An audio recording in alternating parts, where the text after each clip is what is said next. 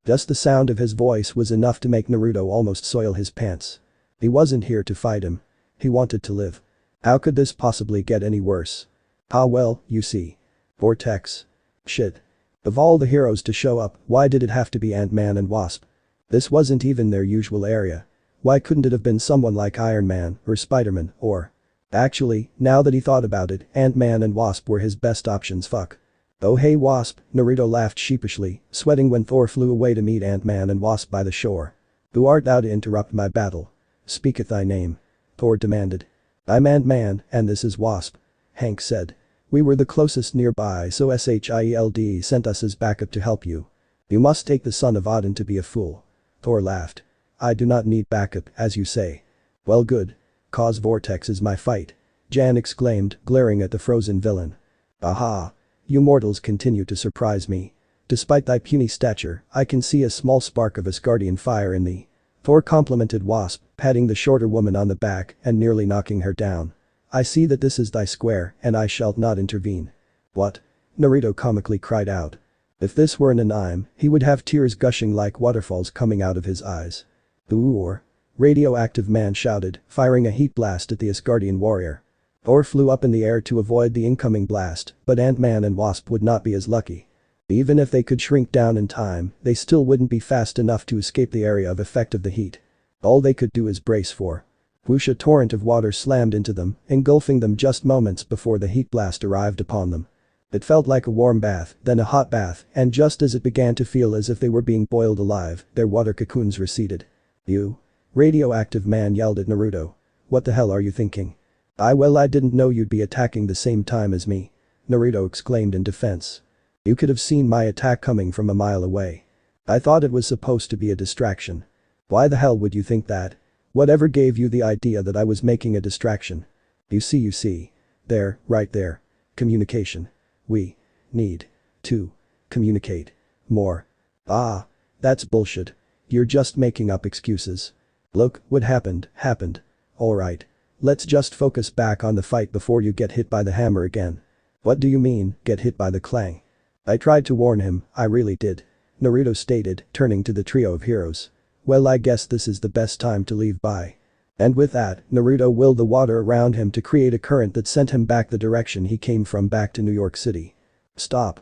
Jan exclaimed, turning back just in time to see Thor retrieve his hammer and leap after Radioactive Man. You go take care of Vortex.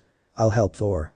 Hank stated, receiving a curt nod from the auburn-haired woman before she shrunk down and flew after Vortex. He shrunk as well, whistling for a flying ant to pick him up and follow after Thor and Radioactive Man. The true battle had just begun. Go. Naruto chanted, moving as fast as the waves could carry him. Gotta get out of here. Gotta you. Son of a bitch. A force which felt like a tiny fist at first turned into a football tackle level force, sending him flying off his wave and into the maw of the river.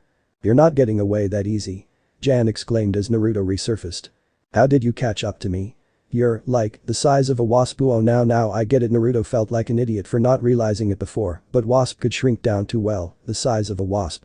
He was learning life lessons left and right, it seemed. I can do more than just that. She yelled, her hands lighting up with a yellow energy. Oh wow, what's that? Ooh. Naruto cried out in pain when he was stung by Wasp.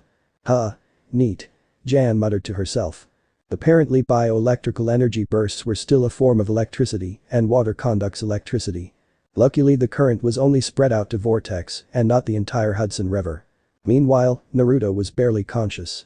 Having the equivalent of a taser run its course through your body wasn't exactly a pleasant feeling. Well, I guess I've discovered your weakness, Vortex. Jan exclaimed, her hands lighting up with bioelectrical energy once more. No more toaster strudels for me, mommy, I'll stick with the purple caravan. Naruto muttered deliriously, subconsciously willing the water he stood on to splash in his face. Erg. I think I'll go for a little dip. Don't you? Before January could even finish her exclamation, he jumped into the water, disappearing under the murky waters and from her sights. Damn it. After a few minutes when he didn't resurface, Jan assumed he ran away again. She would defeat him one day. Which to her meant capturing the elusive villain.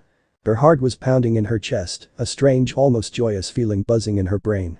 She could almost compare it to a predator stalking its prey. The exhilaration she felt. Run-of-the-mill villains would always pop up once or twice, maybe 3 times, but each time they were defeated and locked away, yet he escaped. He was the only one that's ever gotten away from her. Yet another thought occurred to her, one that perplexed her to no end. When the heat blast from Radioactive Man was approaching them. It did Vortex save us? Hey! Hank exclaimed, zipping out of the way as Radioactive Man fired another heat blast. You look like you could use a hand there, Thor. CU's second heat blast landed its mark, hitting Thor dead on. When the smoke from the blast settled, Thor, albeit a bit burned and bruised, still stood, or floated, in this case, where he originally was. Do not interfere, this is my square. Thor exclaimed, swinging his hammer and dashing towards Radioactive Man. Only to be hit full on by another heat blast. Are you sure about that? Hank repeated his offer. I am an Asgardian warrior. And I will not be bested. By Thor's rant was cut short when Radioactive Man grabbed him by his feet and proceeded to slam him into the ground back and forth, back and forth, back and forth. Until the mighty god of thunder was seeing little lightning bolts dancing in his vision. Heh. Puny warrior Radioactive Man laughed while Thor released a small, but audible groan. Now do you want me to help? Hank asked. Well no, Thor conceded. What plan doth thou hast in mind? Well, why doesn't he pick on someone his own size? Hank asked rhetorically. Radioactive Man knew he was powerful, but this powerful. Why was everything getting larger all of a sudden?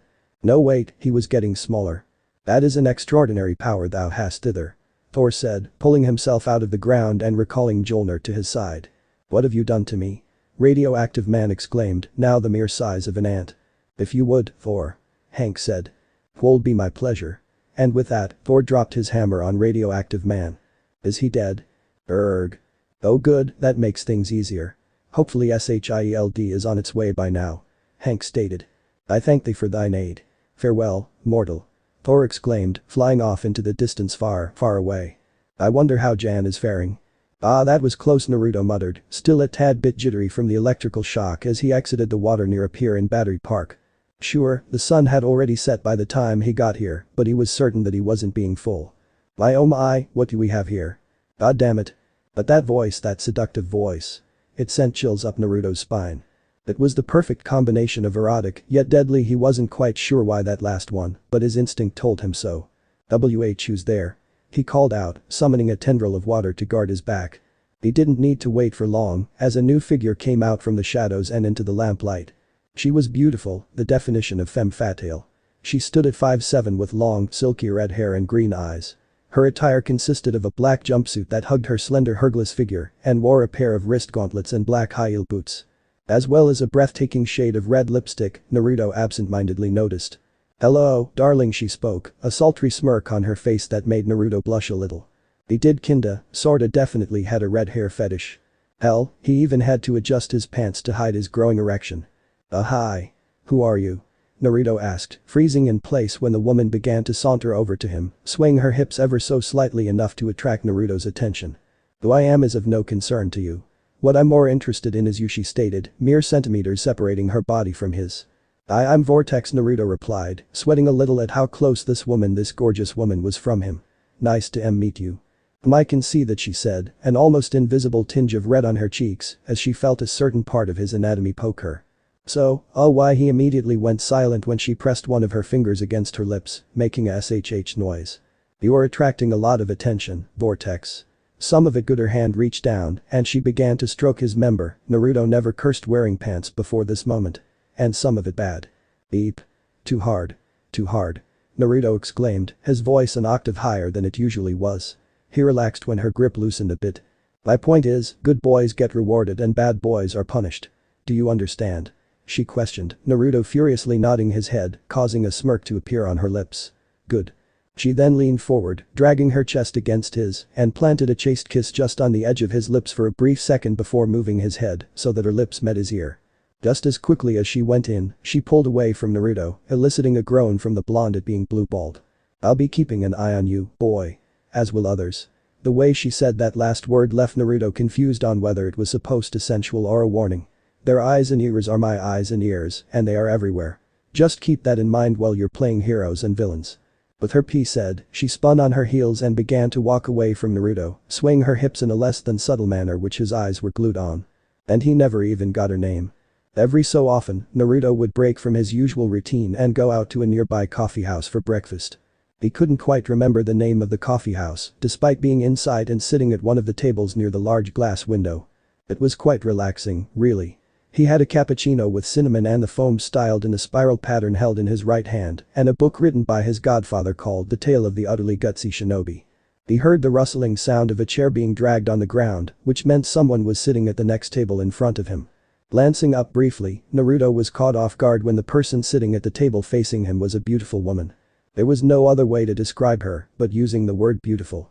It was like she was something out of a magazine. She stood at 5'10" with vibrant blue eyes and platinum blonde hair that went halfway down her back, as well as a shade of pink lipstick on her pillowy lips. She had a perfect body, nearly an Hercules figure with a slightly more plump rear, as well as perky cup borderline D-cup breasts, if what his godfather taught him in the ways of figuring out a woman's bra size was correct. It was obvious this woman knew she had a killer figure and she wasn't afraid to flaunt it. She was wearing light gray stretch pants which clung to her tightly, outlining her luscious curves, light brown shoes, a white V-neck t-shirt that was one size too small. He wasn't complaining though, with the letters SU written in light blue. And through her shirt Naruto could barely make out the outline of her bra, which he assumed to be a slightly darker shade of blue or a variant of the color. And she was staring right at him. His face quickly became flushed in embarrassment, and to hide his shame he gazed down at his book, bringing it up slightly to hide the slight shade of red his cheeks had become. The woman simply giggled, smirking almost in a victorious manner before attending to her cappuccino. The woman licked her lips in anticipation not of the coffee she had, but of a secret only she knew. She had found her target. For the past 30 minutes, Naruto had been drinking his cappuccino, reading his book, and sneaking glances at the woman across from him.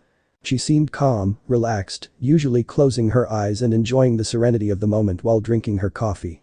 And when Naruto wasn't eyeing the beauty, he could feel her eyes fall upon him. Sometimes he would look up and catch her staring at him, the same sultry smirk on her lips each time. By now, both of them had finished their drinks, and Naruto was just marking the page in his book he stopped on. When he placed the book down, he was startled to find the woman had gotten up from her seat and made her way over to his table, a napkin held gently between her fingers.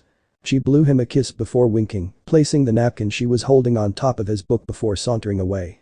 Naruto's eyes were glued to her form until she was no longer within his range of sight, after which he looked down at the napkin she left him with. It was her phone number, along with a lipstick mark in the corner, her name and the words "call me," with a winking face scribbled below her number. His luck was freaking amazing. "This is amazing," Hank exclaimed, having just made another breakthrough in mapping ant genomes. To other people, this may not seem like a big deal, but to Hank this was his passion, his hobby, his life.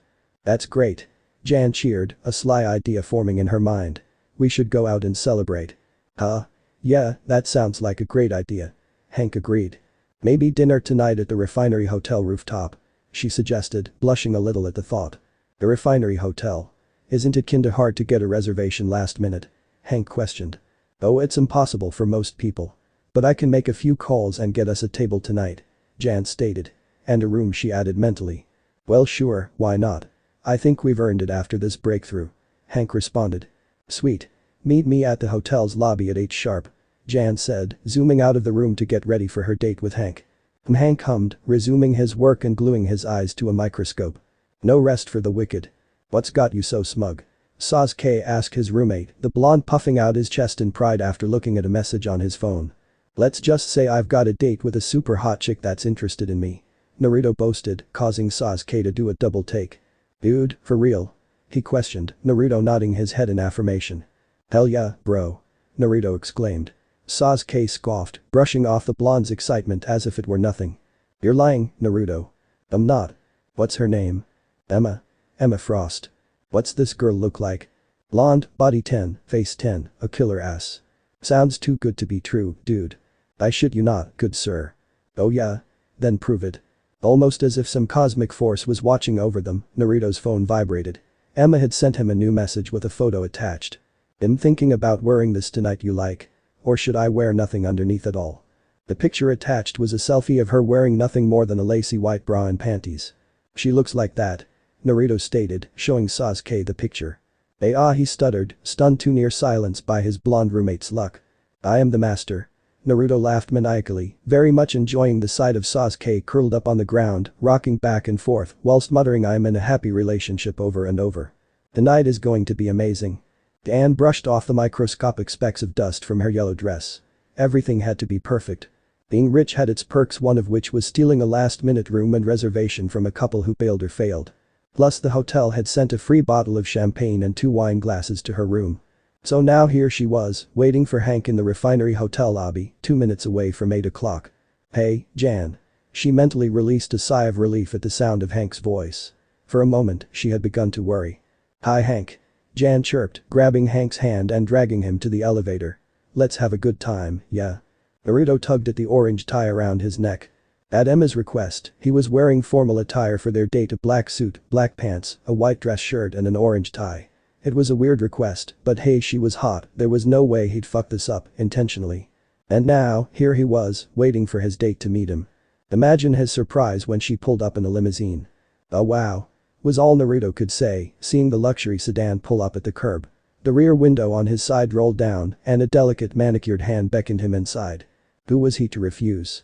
Emma was wearing a white asymmetric dress which only covered her right shoulder, her hips and most of her right leg, showing off her left shoulder, most of her smooth flawless bare back, and her left leg which was currently crossed atop her right leg. The front of his pants were suddenly becoming very constraining. "Well, how do I look?" she asked, a playful smirk on her face as if she already knew the answer. "Beautiful. No, hot. No, sexy." Naruto sputtered, tugging at his shirt's collar. Emma giggled at his reaction, beckoning him to come closer, almost like how the sirens lured in sailors to their doom with their silky voices. "Here, take this," Emma stated, handing Naruto an orange mask. What's this for?" he questioned, holding the orange mask curiously. For some reason, he thought the mask resembled a fox. "We're going to a masquerade ball, darling. We must dress the part," she replied, putting on a white version of the mask she handed Naruto. "The masquerade ball?" Naruto asked. "Where exactly are we going?" "The Provocateur nightclub."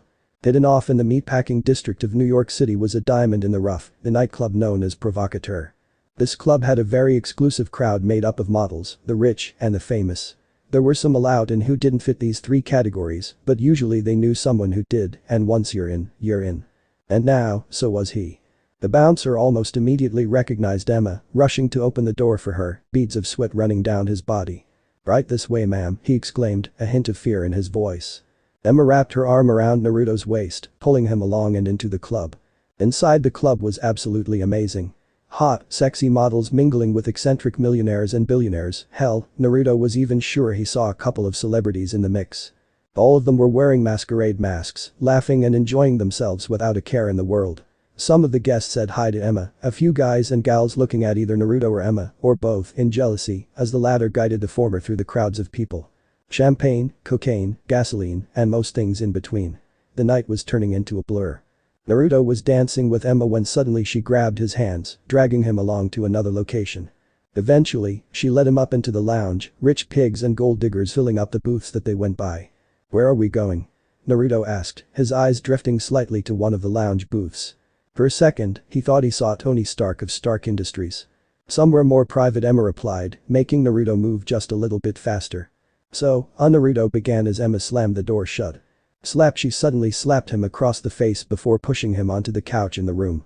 "Shut up already," Emma said in an authoritative tone, moving to straddle the whiskered blonde and effectively pinning him before smashing her lips against his own. A duet of moans filled the room as their passionate make-out session turned into heavy petting. Emma practically tore the top of her dress off, revealing her flawless perky mounds and erect nipples. Naruto reached out and grasped her twin fun bags, eliciting a louder moan from Emma as Emma stared down at the blonde boy whose mind she was manipulating, her emotions torn between disgust and pity. Disgust because she saw what events that he was seeing, and pity because of how easy it was to do it. How was she doing this? It was her mutation. She was a mutant in Omega class, and one of her powers was psionic in nature, telepathy. Over the years of her life, her finesse over the matters of the mind grew. She could read and alter minds, but one ability she prided herself on more than some of the others was what she called mental detection, the ability to sense the presence of another superhuman mutant. Her range was nowhere near the abilities of Professor X, but it was still large enough that she could sense anyone close to her proximity. Then one day, as she was passing by a coffee house, she felt a presence she hadn't felt in a long time. It was a mutant, not just any mutant, but a potential Omega class. She was quite surprised when she found out it was a boy only 19 years of age. It made it all the more easier to lure him to where they are now. Flash a small smile, show a lot of skin. It was like taking candy from a baby when it came to seducing him. Another moan from Naruto caught her attention as she stared at him apathetically, then her eyes drifted down to the bulge in his pants. Well, at least it seemed he had that going for him. Maybe she would even indulge in some of his illusions, make them happen outside of his mind. To think of it, it has been a while since she last scratched that itch. So this is the guy you've been telling me about. A new voice called out. I must admit, I never pictured you to be someone who chases after younger men. Emma turned around, coming face to face with a man standing at 6'2" with slick back black hair and brown eyes. He, like nearly every other man at the party, wore a black suit with black pants, a white dress shirt, and a black bow tie, as well as he held a glass of scotch in one hand, while his other was tucked away in his pants pocket. Next to him was a woman that stood at 5'7" with black hair done up in a bun and blue eyes hidden behind a masquerade mask. She simply wore a black mini dress, black high heels, and nothing else. Shaw. Tessa. Emma greeted the duo. Shaw silently walked closer to the blonde man, inspecting him for a few seconds before turning back to Emma. I'm curious, what do you see in him exactly? Shaw questioned. He's a potential Omega class. She replied, causing Shaw to raise an eyebrow. Interesting, release him. Shaw ordered. Naruto couldn't believe his luck. Scoring on the first date with a world-class, most likely super rich hot eye. Emma was writhing under his touch, her hands planted firmly on both of his shoulders as his own caressed her curves. He reached one hand up and fondled her breasts, pinching and tweaking her nipple while he did so, and his other hand traveled south. Just as he was about to insert his index finger, she disappeared. Naruto blinked in confusion, noticing that instead of fingerbanging Emma, she was now standing over him fully clothed with two other people in the room that he didn't recognize. What? Was the only intelligent response Naruto could come up with. This boy has no psionic shielding, does he? Shaw stated more than asked. None whatsoever. Emma replied. Psionic shielding? Emma, what the fuck is going on? Naruto asked, casting a weary glance at all three of them. You, my boy, fell for the oldest trick in the book of telepathy. Shaw replied. So what I saw was, Naruto began. Just an illusion. Tessa finished. The sex or the entire, Naruto questioned. Just the sex. Emma responded. Son of a bitch. How did I not see she was a honeycomb? Naruto exclaimed. I'm a what? Emma questioned. What does that even mean? Tessa asked. She honeypotted me. It's honeypot. Naruto cried out. You honeypotted him? Shaw queried. I did not honeypot him. Emma replied. She honeypotted him. Tessa stated. I've said a lot of stupid shit before, but for reals, you did honeypot me. Naruto responded before pointing to Shaw. I bet you got him in here as a honey beep just in case I was gay, but I'm not. But if I was, I would have seen it coming from a mile away. You're honey beeping? Tessa questioned Shaw. Look, she might be honey potting him, but I'm not honey beeping him. Shaw said. It's very offensive because basically if you think about what you're saying to me, you're saying because I'm a girl, and because I'm attractive, my only use for this group is to manipulate men. Emma argued. I'm not saying that, I'm just saying you honey potted me. It does seem like you honey potted him, Emma. Definitely honey potted him. Alright, fine. I honey potted him. There, you happy? What like in general? Naruto asked. Emma cried out in frustration before concentrating on the blonde man. Suddenly, Naruto felt his right arm go numb. He craned his head to see what was the problem, only to be punched in the face by his own fist. I can make you beat yourself to death, and right now I'm very tempted to, Emma began, only to stop when Shaw raised his hand. Alive. For now, Shaw said, causing Emma to growl before releasing her control over Naruto. What the fuck is happening? Naruto yelled. We know you are a mutant. Shaw began. Just as Naruto was about to start panicking, Shaw raised his hand up and made a shing noise. Calm down, we aren't going to tell anyone. Thanks, I guess. Naruto said hesitantly. As you clearly saw, Emma here is a mutant, as am I and my female companion, Tessa, over there. Shaw stated, taking a seat on the couch right next to Naruto. What does that have to do with me? Naruto questioned, nervously looking at the calmly composed man. Well, you see, Naruto Uzumaki, your mutation intrigues us. Shaw said, swirling the scotch in his glass as he spoke. We would like to see a live demonstration of it. And if I refuse? Naruto asked hesitantly. My guess we would just have to kill you, then. A shame, really. Shaw responded casually, turning to look Naruto in the eyes and strike fear into the blonde. Is that your answer? I need my disguise. It's hidden somewhere on campus, and Naruto exclaimed. You mean this one? Shaw rhetorically asked, motioning for Tessa to grab a box in the corner of the room and give it to Naruto. When he opened it up, it was his Vortex outfit. Cleaned, pressed and folded. Well, I work better when I'm near a source of water. That can be arranged. Using Emma's psionic abilities, the trio and Naruto, dressed in his Vortex outfit, were able to walk right out of Provocateur without so much as a second glance from anyone. The limo was waiting outside for them, almost as if Shaw or Emma or Tessa knew that this would have happened. Oh wait, they did know this would happen. So where to? Shaw asked Naruto, his still calm demeanor making Naruto even more nervous. Some place with water, so I guess maybe Chelsea Pier 54. Naruto suggested. Driver. Shaw called out, and almost immediately the limousine began to move, taking them to what Naruto assumed was going to be Pier 54. The ride would take anywhere between 4 to 8 minutes, 4 without traffic and 8 with light traffic, but so far it has been the most awkward 4 to 8 minutes for Naruto ever. Of all time. Well, that wasn't necessarily true. Sure, it was in the top 10, but it wasn't number 1, per se. So you guys are mutants too, huh? Naruto said, attempting to break the silence that permeated the room. Yes. Shaw replied. What kind of superpowers do you guys have? Naruto asked. Tessa and Emma are both telepaths, and I am able to absorb kinetic energy. Shaw stated. Is that it? Naruto questioned. Our powers are much more complex than that, but that is the most apt description. Tessa responded. Okay, Naruto muttered. Finally, the limousine stopped and its occupants piled out.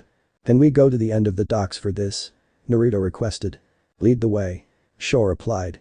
Jan's date was not going as planned. It was a pleasant meal, a great atmosphere, live music and nothing more.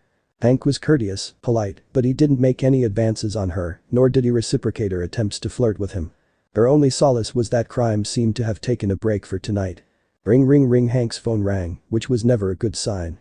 Only 3 types of people called Hank. People from associated with Greyburn College, telemarketers, and it's SHIELD calling. Hank stated, causing Jan to groan as he answered the call. Don't they have eyes and ears everywhere? That means they know now's not a good time. Jan stated. Okay, alright. Hank muttered, hanging up and looking towards Jan. What is it this time? Jan asked, an exasperated sigh escaping her lips. Vortex is apparently putting on a waterworks show down at Pier 54. Hank stated. Vortex? Jan questioned, a bit eager at the sound of her archenemy. She realized this and regained a bit of her composure. I mean, can't another hero handle this? Spider-Man might appear, but the chances aren't likely. Iron Man can't be reached, the same thing with Thor, we're the only ones SHIELD could reach. Hank said. Ugh, Jan grunted, flagging their waiter over. Check, please. Okay, I can do this. Naruto mumbled to himself, Shaw, Emma and Tessa looking at him expectantly. Well? What are you waiting for? Emma motioned for him to hurry up. Just I need to concentrate. Naruto said, willing a wall of water to shoot up. There we go. Is that it? Emma questioned, only for several tendrils of water to shoot out of the water wall. One picked up Naruto and acted as a platform for him to stand on, 2 wrapped around Tessa's feet and yanked her upside down and dangled her midair, and the remaining 4 coiled around Emma's hands and feet and held her midair. I'm impressed. Shaw said, looking on as both his female companions were held in suggestive positions.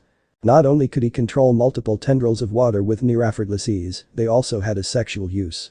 I can also use water in its liquid and gaseous states to some extent. Naruto stated. To what extent? Tessa questioned, blood rushing to her face due to gravity. Naruto responded by drawing out a ball of water for all 3 mutants to see, sending the ball high up in the air and then. The ball exploded like a flashbang close enough that all 4 had a slight ringing in their ears. I'm still working on that one. Naruto said. And ice? Shaw questioned. Naruto snapped his fingers, making the tendrils of water holding Emma and Tessa turn into ice. Is this good enough? Naruto asked. Would you mind releasing Emma and I now? Tessa requested. Naruto snapped his fingers again, turning the ice back into water and flipping Tessa right side up, placing her back down on the ground gently. Emma was unceremoniously dropped to the ground, most likely Naruto spiting her for honeypotting him. I believe Shaw began. Vortex. Instinctively, Emma used her psionic powers to hide Tessa, Shaw and herself from the 2 new arrivals. You've got to be kidding me. Naruto mumbled. Fucking Wasp and Ant-Man were here now. He glanced over at Emma, Shaw and Tessa briefly before looking back at the crime-fighting duo. They can't see us. I've made sure of that. Emma telepathically told Naruto. And why can't you do that for me too? They're here for you. It would be suspicious if you just suddenly disappeared. And so you're just going to up and leave me here. We will be watching from a distance. What the heck are you doing out here, Vortex? Ant-Man called out. Oh, you know. Just enjoying the nightlife. Naruto said casually. I don't suppose you will just surrender without a fight, will you? Hank questioned. Well, I would, but I don't want to go to jail anytime soon, so Naruto trailed off, summoning 4 water tendrils behind him. In response, Jan shrunk down and flew off towards Naruto, charging up her wasp stings as she did so. Hank merely watched from a distance, intent on observing the two fight. While he wasn't against fighting in certain cases, he was more of a pacifist than other superheroes he's heard of. He believed there was always a reason for why a villain became a villain, and that the only way to truly defeat a villain was to rehabilitate them. But for now, he would let Jan handle this fight. Vortex was her nemesis, something he understood all too well. Last chance to surrender, Vortex. Jan exclaimed, blasting bioelectric shots at Naruto. Unfortunately, he had learned from his last experience with wasp stings. One of the water tendrils went under Naruto's feet, lifting him off the ground and evading the yellow blasts of energy. I find that hard to believe when you're trying to taste me. Naruto retorted, drawing out 6 golf ball-sized water spheres and flinging them at Jan. What do you think those are gonna do? Fizz. Jan's taunting was interrupted when one of the 6 water spheres exploded into mist, followed by another, and another and another. This kept going on until all 6 of the spheres had exploded. The ringing in her ears and the whiteness she was seeing told her exactly what those things did. The last water flashbang sent her flying back over to Hank, who watched as she crashed into the concrete. "Oh," she groaned, growing back to normal size. "I guess this means I'll have to fight you, for the time being," Hank said calmly, slowly making his way towards Naruto. "Is this the part where I'm supposed to say something arrogant or yada yada?" Because Naruto trailed off, motioning to the 3 water tendrils waiting on his command. "Did you know that Ant-Man is not my only superhero code name?" Hank questioned. "Oh, was I supposed to know that?" Naruto retorted, tilting his head slightly as Hank adjusted his belt a little. "Well, there's this neat little trick I can do. I can change from Ant-Man." Hank suddenly began to grow and grow. His shadow suddenly covered Naruto, who was so terrified by the sight of the superhero known for shrinking grow until he was 25 feet tall that he lost control of his water tendrils and they dropped back into the waves. "The giant man." Hank's voice boomed in his new colossal stature. Shit was all Naruto could say before Hank's giant fists pounded him into the ground several times. When he moved his fists away to see if Naruto was knocked out, alive, he was quite shocked to find the puddle of water. "What a shame he's dead," Emma stated in a dry tone of voice. "That fist had to have at least a force of 10 tons. Tessa commented.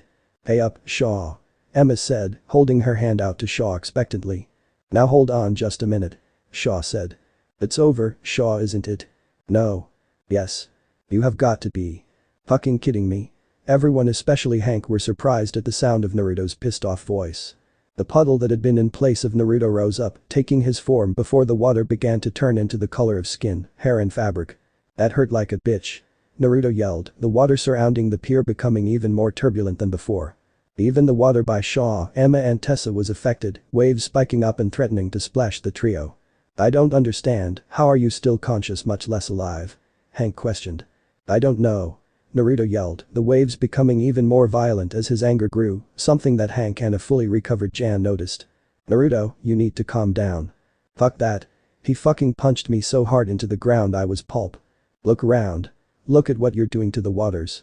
"The waters?" Naruto mumbled under his breath.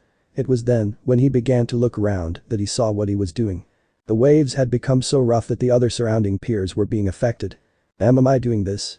"Yes, you are doing this. You need to calm down." Taking a deep breath, Naruto did as Emma suggested and calmed down, as did the waves too. "I think I've overstayed my welcome. See you around, Guy Ant-Man." "Catch you later, Wasp," Naruto said cheekily, summoning a single water tendril and shooting out a water sphere by utilizing the tendril as a whip. Knowing what was to come next, Naruto turned away and plugged his ears. Fizz. As soon as the sphere got close enough to Hank, it exploded in a flashbang-like manner, stunning both Giant Man and Wasp, on top of leaving a ringing in Naruto's ears, long enough for Naruto to run over and jump off the edge of the pier and sink beneath the waves. Vortex had escaped again. "Damn it. He got away again," Jan whined, stomping her foot on the ground childishly. "His arsenal of skills is more than I expected," Hank commented, having shrunk back down to normal size. "Hydrokinesis, density manipulation, water transmutation, and those are the ones we know of." "Well, what do you want to do now? The night is still young," Jan questioned in a suggestive manner. "Unfortunately, tomorrow is one of the days I actually have to teach," Hank stated. "It was a wonderful night, but I think I'll call it an early, get some sleep." He suddenly shrunk, a flying ant ready to take him away. "Thanks for the meal. I'll see you back at Chapel Hall tomorrow for training." And with that, Hank zoomed away on a flying ant, leaving behind a flabbergasted and saddened Jan. But Jan stammered, watching the best she could as Hank left. A tired sigh escaped her lips as sadness marred her face. Well, at least she still had a room at the refinery hotel with full room service. And a complimentary champagne bottle. Screw it, it seemed like the best option at the moment. You have quite the versatile set of skills, I'm impressed. Shaw stated, he and his posse having found Naruto with almost effortless ease. I agree. I can see why Emma chose you. Tessa added. Chose me for what? You guys still haven't told me anything. Naruto exclaimed. Let's not be too hasty, he still has to be approved by Celine. Otherwise he won't live long enough to join us. Emma countered. We will worry about Celine when we have to cross that bridge if we ever need to. Shaw responded. Will somebody tell me what the fuck you're trying to get me into? Naruto yelled. For the time being, consider yourself an honorary white bishop. Shaw stated. What does that mean? It means welcome to the Hellfire Club. The what club? Naruto asked. Never gonna give you up, never gonna. Naruto's phone rang before he could get an answer, drawing an awkward silence from all four present. Is that Emma began? Rick Astley, yeah, Naruto interrupted, quickly answering the call. He only said one person as that ringtone, and if she was calling this late at night. Hello. Is this Naruto Uzumaki? Imagine his surprise when an unknown male voice answered the other end. Naruto Uzumaki. Naruto corrected. This is Jan's phone you're calling from and you're clearly not her, so who is this? Yeah, my name is Owen Reese. I'm the bartender down at the refinery hotel. Owen stated. You're a friend here, Janet, is Oh, you've got to be kidding me. I wouldn't be calling you if she wasn't. In fact, she insisted I call you. I'll come and get her then. Make sure she doesn't do anything crazy. Can do. Owen hanged up the phone, causing Naruto to sigh. I don't suppose that limo is still nearby and that I can use it, nah? Naruto asked. Well, yes, but Shaw began. Look, it's been a really long night and all, so whatever you want to say to me, can it be said tomorrow? Naruto interrupted. I suppose, but where do you need to go that's more important? To pick up a friend. Woohoo. Naruto has seen quite a few number of people get drunk before his godmother was, at the moment, a recovering alcoholic. But of all the people he thought to get drunk, Jan was not one of them.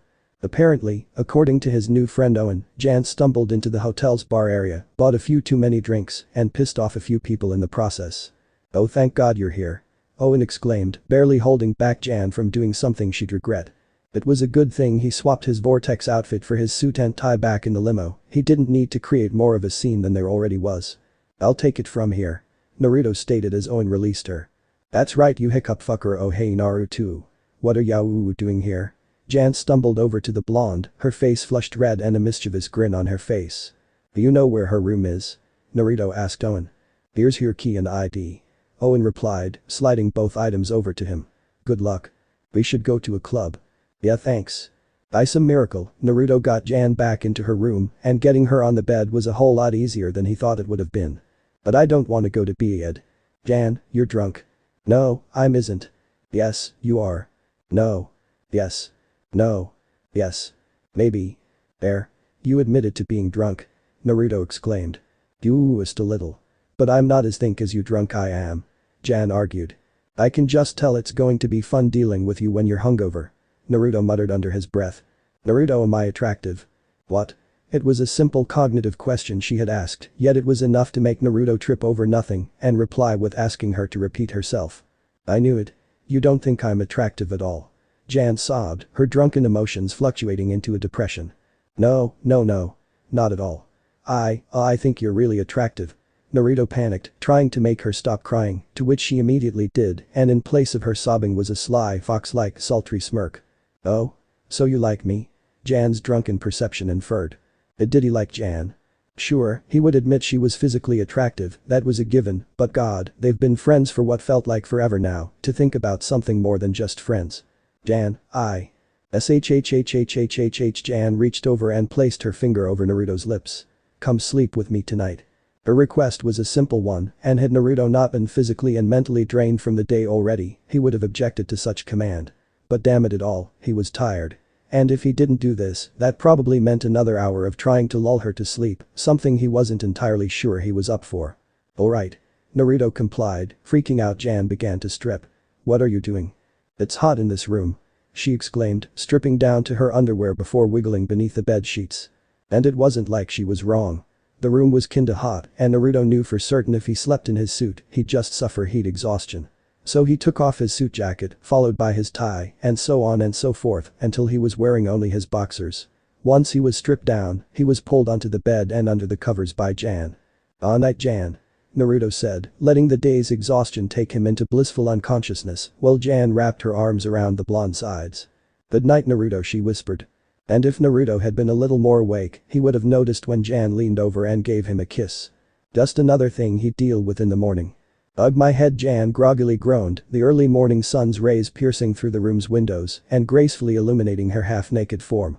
As well as a half-naked Naruto, whose chest she was using as a pillow.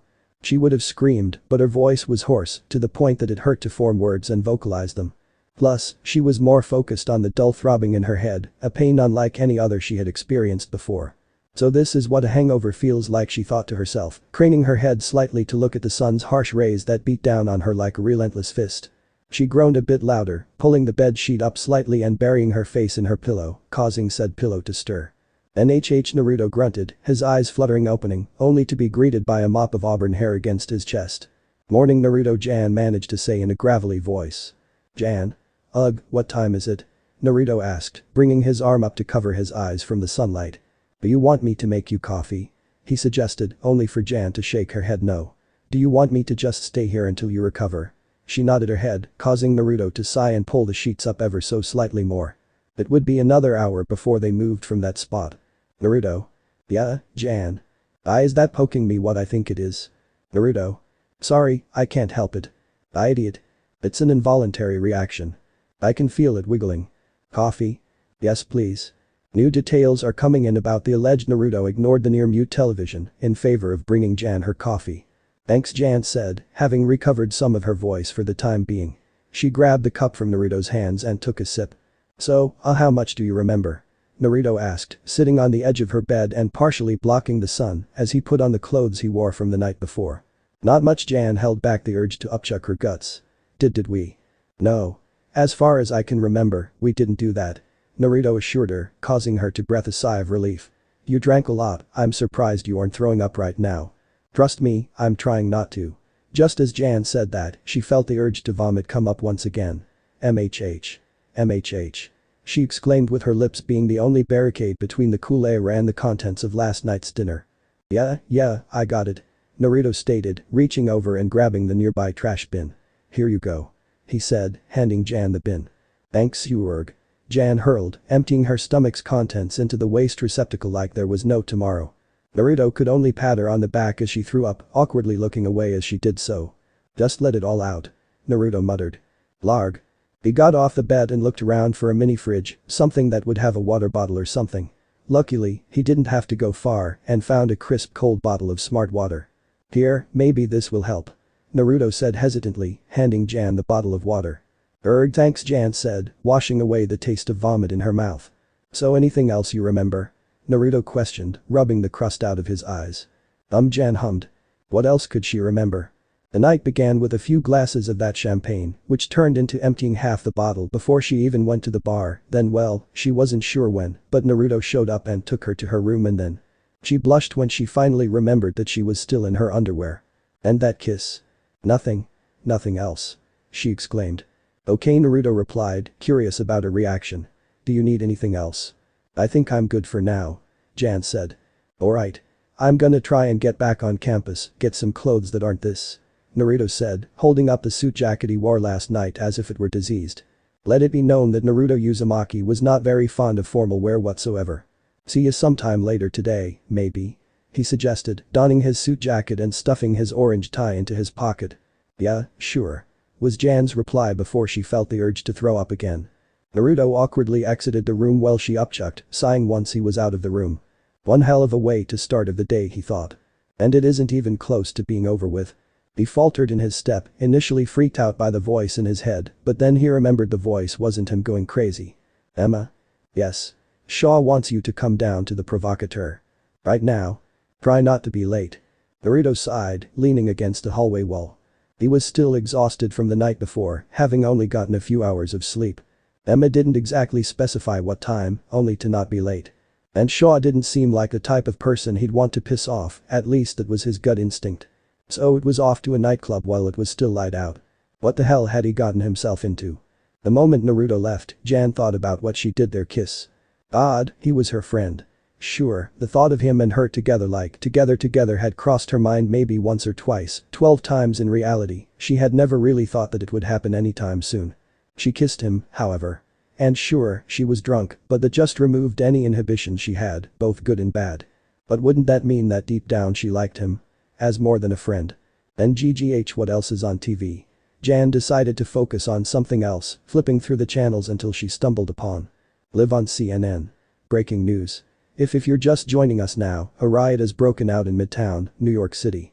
Suddenly, her hangover wasn't her biggest focus. A riot taking place right outside her window. How could she not notice it? Oh right, hangover. New information is coming in as we speak, but it appears that from what we know so far, this is the work of mutant activists. Naruto was unaware of the riots that the news was covering. The sounds of police sirens caught his attention, though. From the looks of things, the area was being barricaded, but for what? Attention all citizens. Evacuate the area immediately. A policeman with a megaphone ordered. It is not safe in the area. Boom, the poor chap was cut off by a violent explosion which rocked the side of a nearby building, too close for Naruto's comfort. Shortly following the explosion were the sounds of mass panic. Everyone at once tried to run in all directions inside buildings, down the street, into alleyways, anywhere to escape the oncoming danger. Run, Homo sapiens. A voice called out, venom in his voice when speaking the Latin name for humans. It was a hooded man, with short brown hair, radioactive green eyes and green fire cackling between his fingers. Following behind him were men and women, some normal-looking and others humanoid in appearance. Oh shit, Naruto cursed. They were mutants. Though he dared not lump himself in the same category as them. He wasn't a mutant. At least not like them. He was better than them, better than the ones who stooped to crime to get their way. Brothers and sisters. We will be oppressed no longer.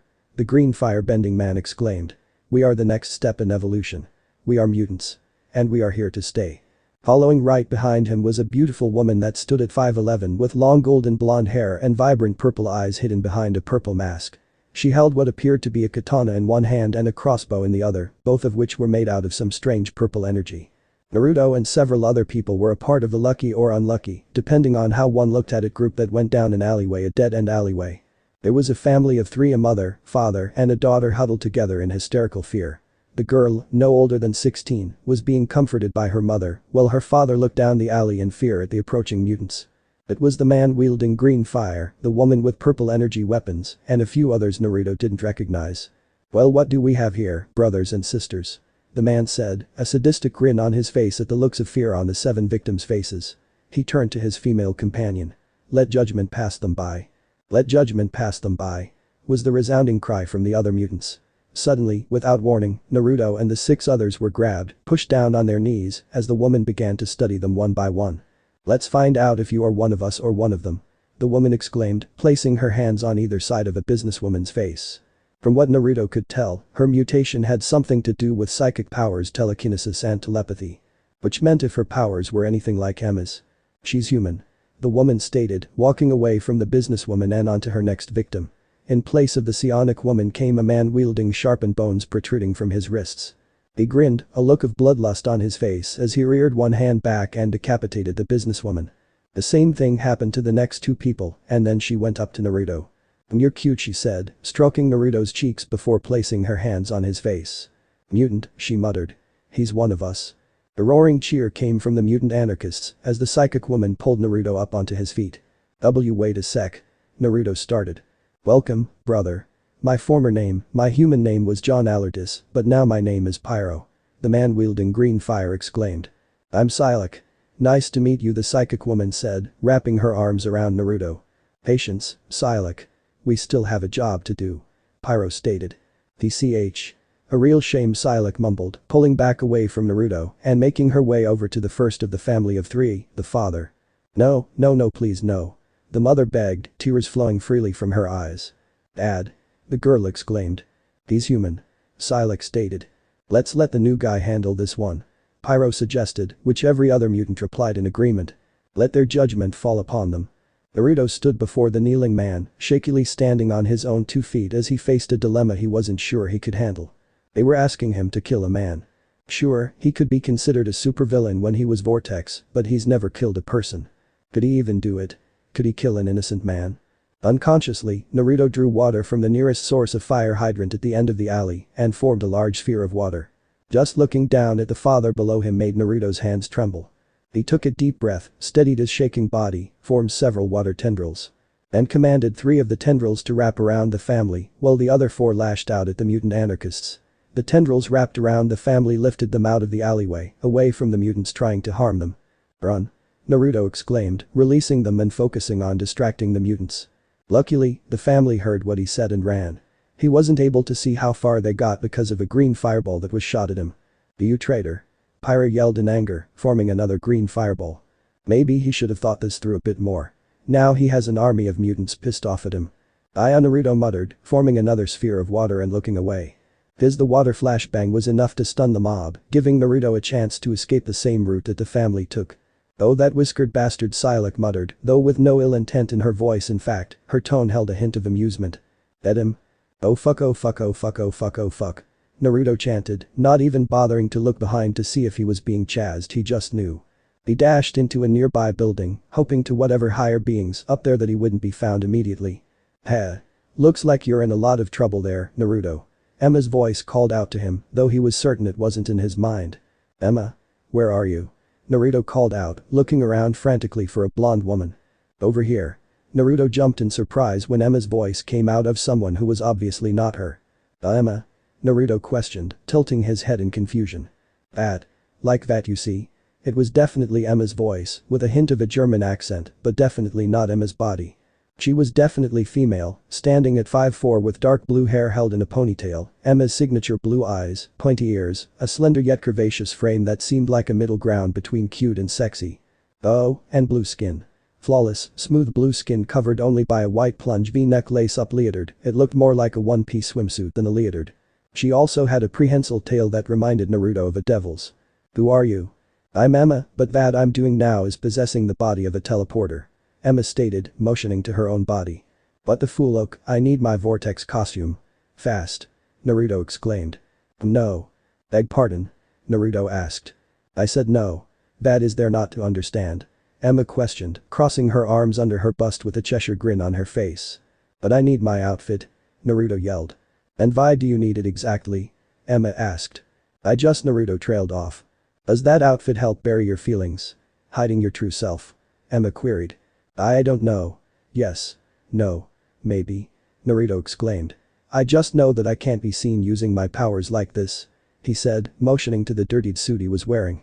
"My see," Emma muttered to herself, vanishing in a puff of black smoke and reappearing a second later with his outfit. "Oh, thank goodness." Naruto cheered, ripping off his clothes and donning his vortex costume. Emma just hummed an unknown tune, watching silently as Naruto hastily took his clothes off, uncaring if she watched. "There we go," he said, adjusting his jacket slightly and shifting his goggles on his face. "That was quite the show you put on, you know," Emma commented, the cheeks of the body she was possessing taking on a slightly darker blue hue than the rest of her body. "Now we can fight back," Naruto yelled, striking what he felt was a heroic pose. "Yeah, about that," Emma trailed off. Suddenly, her eyes widened, pupils dilating, and the 2 orbs began to change from blue to yellow. "Aha," the blue-skinned girl mumbled, dazed by the whole experience. "Well shit. I can't believe you just did that," Shaw stated, smirking as Emma's glowing eyes dimmed to their normal luminescence. "Naruto is a capable fighter, he can handle himself," Emma retorted. "Still, he may just be out of his league in this situation," Shaw said, pulling out his phone and dialing up a certain person. "Ugh, son of a hello. Shaw?" "Yep. What is it, man? Don't you know I'm nursing a killer hangover? Turn on the news. Or better yet, try looking out the window. God damn it, I think I know where this is going. Our newest member will be needing some assistance in combat." "Ugh. Fine. Give me 10 minutes. Just get it done," Shaw stated, ending the call and rubbing his temples. He felt a migraine coming on, which meant only one thing. "I leave for 7 days, yet I've missed so much. Hello, Celine.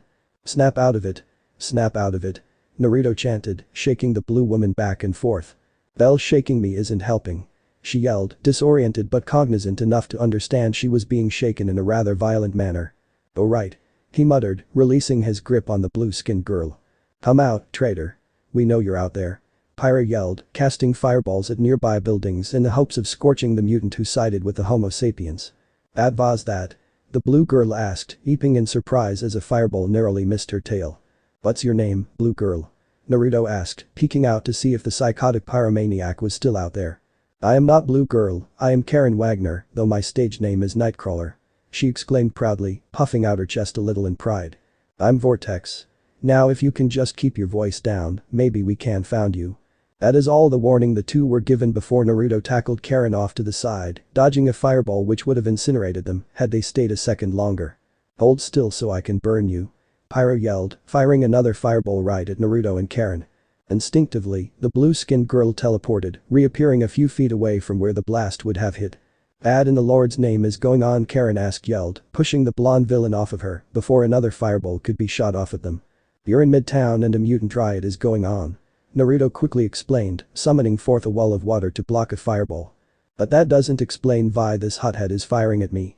Karen responded, teleporting to Naruto to avoid a fireball sent her way. They see me as a traitor to their kind, so this guy must have thought you were with me or something. Naruto replied, sending tendrils shooting out through his water wall at Pyro, who dodged the first two but was struck by the third. But I'm not with you. They don't know that nor do they care at the moment. I already, traitor. Another mutant rider exclaimed, hurling a chunk of street at the duo. Karen placed her hand on Naruto's shoulder before she teleported them out of harm's way. And right into the middle of the street. Now they were surrounded by at least a dozen mutants all angry at them. Well out of the bird's nest and into the wolf's den. Pyro taunted, holding two balls of fire in his hands. Psylocke was among the group of mutants surrounding them, energy weapons already in her hands, while the other mutants had their abilities set and ready to go. This does not look well, Karen muttered, back to back with Naruto. Don't worry. I'm fairly certain we can take them. Naruto stated, drawing out two spheres of water from the moisture in the air. We just have to stick together. A strange sound reached Naruto's ears, followed by the smell of slightly sulfuric smoke. He glanced behind him, only to find Karen was missing. I'm sorry, Vortex. But I have a caravan that I must catch up to. Karen yelled from off in the distance. Well yeah, but couldn't you have grabbed me from this too, Naruto yelled back. I mean the idea was not in my head until now. Can't you grab me now then? Sorry, I cannot hear what you are saying. Too far away. Oh, for crying out loud. Psylocke, Blink, you two take care of that blue traitor. We'll handle this traitor. Pyro ordered, receiving a nod from both mutants, before the one Naruto assumed was Blink opened up a gateway for both Psylocke and herself to travel through. Though not before Psylocke sent Naruto one last wink and blew a kiss in his direction. Now then, where were we? Pyro questioned, stretching his neck and flicking the two fireballs in his hands at Naruto. Naruto reacted by willing one of the water spheres he had into striking out at the fireballs before they could reach him, creating a small bit of steam from the collisions. He was given less than a second before a bone spike was shot at him, grazing his shoulder in the process. The motions of his hands moved his remaining water sphere to stretch out and expand into a wall before being frozen into compact ice, the bone spikes being thrown at him halted by the condensed and frozen water. Just as he was defending that front, Naruto barely moved out of the way in time, so a slab of concrete didn't clobber him. He was fighting a losing battle, plain and simple. So his fight-or-flight instincts took control as he summoned 8 mist flashbangs around his body before huddling down, plugging his ears and closing his eyes. Shit, Pyro exclaimed, covering his eyes just before the mist flashbangs went off, stunning everyone else but him. Granted, there was still a ringing in his ears, but at least he could still see. That was more than the others could say. And through his slightly disoriented vision, Pyro was able to catch Naruto running away, while the rest were recovering. It made him growl, a fiery anger in his eyes as he sprinted off after the masked blonde, leaving his brothers and sisters behind, while he pursued the traitor to their kind. He would burn. Karen was not having a good day. One moment, she was doing stretches, preparing to practice for an upcoming circus performance, then the next thing she knew, she was in New York City miles away from her caravan, being pursued by 2 women, one with purple swords and the other with the ability to create portals. Currently, she was, how did the saying go? Making her way downtown, alternating between teleporting and running when the duo chasing her got too close to her. She quickly looked over her shoulder to see if they were still chasing her, only to have a portal open up right in her path. Karen traveled through before she could realize the error of her actions and was tripped by Psylocke. Oof. She cried out, smacking face first into the concrete that made up the ground. Shoulder used a new trick to escape. It was like watching a broken record playing over and over and over again. Blink commented. "That do you want with me?" Karen asked, unable to move her own body. "Don't try to struggle, darling. My telepathy has you paralyzed," Psylocke stated. "You're at my mercy." Freeze. The sound of guns being loaded and safeties being switched off echoed throughout the area. Midtown may be inaccessible due to the mutant riot, but through the coordination of SHIELD, as well as every armed service available working for the US government, uptown and downtown stood their grounds. And in their haste pursuing Karen, Silik and Blink had walked right into the iron sights of the police barricade. Since their guns were already trained on the three of them, they were secure in their assumption that deadly force was on the table. Shit, Blink cursed. Any chance we'll be able to escape through one of your portals? Silik asked.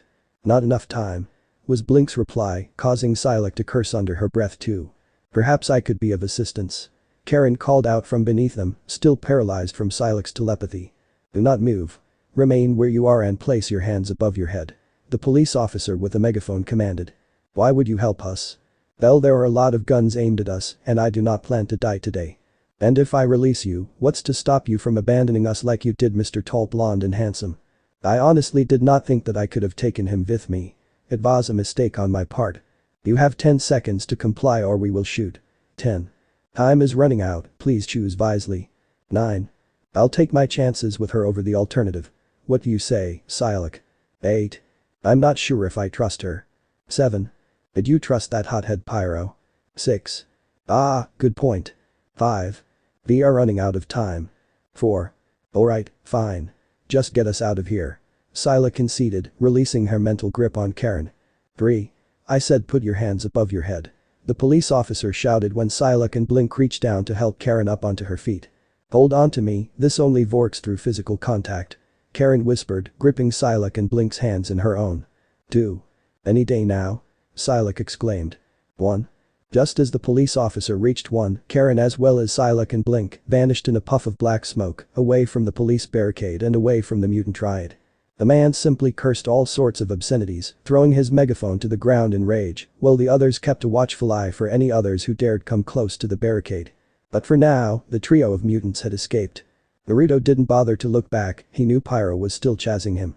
It could have been because of the cursing and profanity thrown his way, but it was mostly because of the fireballs that passed by him every minute or so, each the size of a mailbox, and with enough heat to have Naruto sweating when it only passed by him by a mere foot.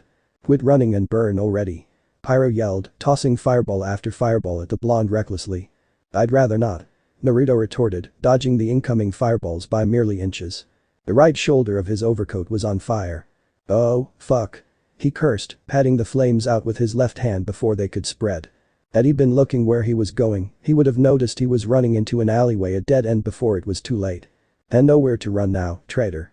Pyro exclaimed, summoning a large fireball which kept getting bigger and bigger. I'm gonna burn you until all that's left are ashes. Naruto was already panicking at this point, and the next thing he knew his body was moving on its own. It wasn't like he was being controlled by someone like Emma. No, this was instinct, survival.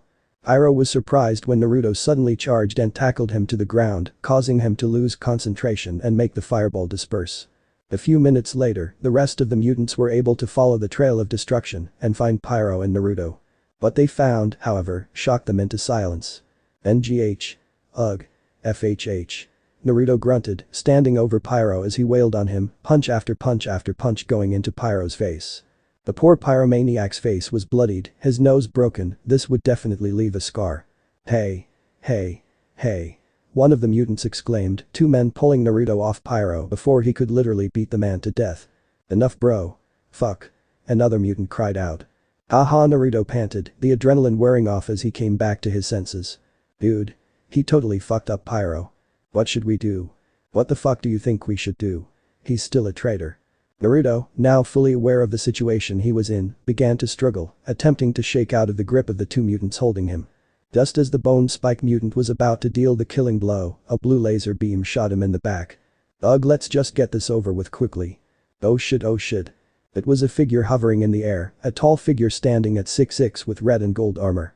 Everyone knew who this person was, it was Iron Man. Alright, hands off Blondie, and no one has to get hurt. Iron Man said, aiming his palms at the group below him. DCH, as if we'll hand him over to the mutant who voiced the group's objection, was suddenly blasted by a repulsor ray, courtesy of Iron Man. Anyone else? Iron Man questioned, the remaining mutants holding their hands up in surrender, dropping Naruto unceremoniously to the ground. He's all yours, bro, one of the mutants stated. Wait, what? Naruto exclaimed. Great. Now I'll just grab Blondie and be on my way then.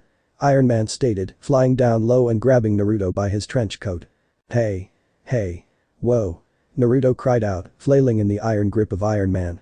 The group of mutants could only watch as Iron Man flew away with the traitor in his hands, thankful that they were still alive for now. What the fuck, man? Let go of me. Naruto exclaimed, thrashing around in the air, trying to escape Iron Man's grip. Quit squirming, Blondie. Unless you want to fall to your death. Iron Man said, causing Naruto to cease his struggles. So, where are you taking me? Naruto finally asked after several minutes of silence. Look, I just owe a favor to a guy, and that favor was to get you out of trouble. Iron Man replied. Now I just have to drop you off and? Huh? Oh, hold on a sec. Blondie, I'm in the middle of a call. Iron Man stated. Yeah, I'm still here. Yeah, alright, fine. There's been a change of plans, Blondie.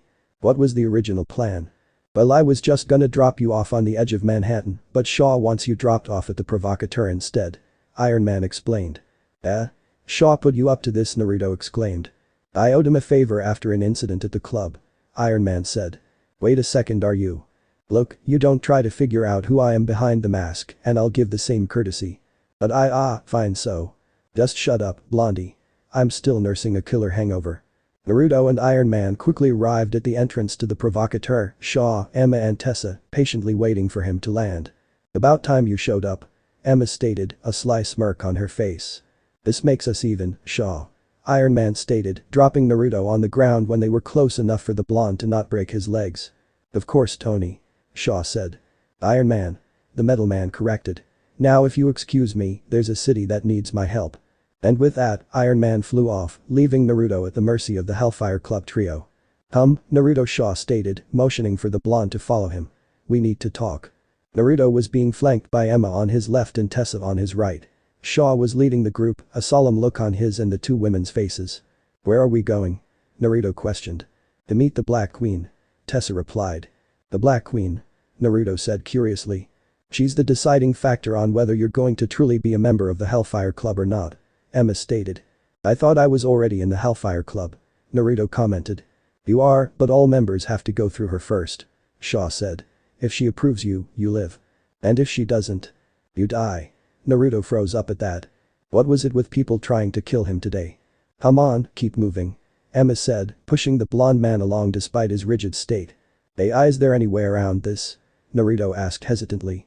No. Besides, it's too late to turn back. Shaw stated, opening a door while Emma and Tessa pushed Naruto inside. Wait. Naruto exclaimed as they slammed the door shut. Shit, Naruto muttered under his breath, his back to the door and his eyes darting around the room. No need to use profanities, dear. A silky yet eerie voice called out. Who's there? He called out. Come closer, dear. That same voice from before called out to him, drawing him in like a siren's song. It was as if that voice beckoned him to obey its commands voluntarily. Yet something felt wrong. He felt it in his blood. No, something's wrong, Naruto muttered. Nothing is wrong, dear. Come closer, the voice was so enticing, it swayed over him, wearing down his willpower. I know, Naruto mumbled, his feet moving despite his mental protests. Yes, come closer, the voice called out to him. He couldn't resist any further, yet he did not wish to give in. I must admit, your will is much stronger than others, but I'll succumb eventually. The voice stated. Just give in, dear, and you'll never have to worry about anything. Ever. Again. And no, Naruto murmured, his voice barely above a whisper. He was halfway across the room now, on the edge of the shadows which the voice was calling out of, about to reach into the void and embrace the darkness. Time's up, Celine. Shaw called out from behind the door, immediately breaking Naruto out of his trance. The pity. The shadows seemed to move, molding into the form of a goddess in human form. She stood at 5'10" with long, silky black hair, dark brown eyes which held years, no, centuries of experience. She was wearing a black mini dress, black opera-length gloves, and black high heels. Congratulations, you passed. The woman said, her eyes roaming over the blonde as if inspecting every little detail about him. Are you the Black Queen? Naruto asked, flinching when a small frown appeared on the woman's face for a brief moment. Yes, I am the Black Queen. Though you may call me Celine. She replied, beckoning Naruto closer with a lone finger. When Naruto was close enough, she held her hand out, the blonde responding by reaching down and kissing the hand. He wasn't quite sure why he did that, it was as if a small voice in the back of his mind was commanding him to do so. I grant thee the title Grey Knight. Celine stated, gently cupping Naruto's cheeks in her hands. She seemed like she was about to do something more, but she pulled away instead when the door opened up and Shaw, Emma and Tessa stepped in. "Welcome to our ranks, Naruto," Shaw said, nodding his head as if approving the blonde. "That's great and all, but why me?" Naruto questioned. "He doesn't know?" Celine asked Shaw, who shook his head. "I tried to explain it to him last night, but he was a bit impatient," Shaw replied. "What do you mean? What does he mean?" Naruto asked, looking first to Shaw then to Emma and Tessa. "Well, I guess now is the best time to tell him then, right?" Celine suggested. "I suppose so," Shaw responded. "What the hell are you guys talking about?" Naruto yelled. "There was a reason why we specifically recruited you," Emma stated. "Tell me," Naruto Shaw began. "Tell me. What do you know about a man named Bolivar Trask?" So this part ends here. Alright, that's it for today's video guys. Let me know in the comments section how was the story, and also don't forget to like, share and subscribe.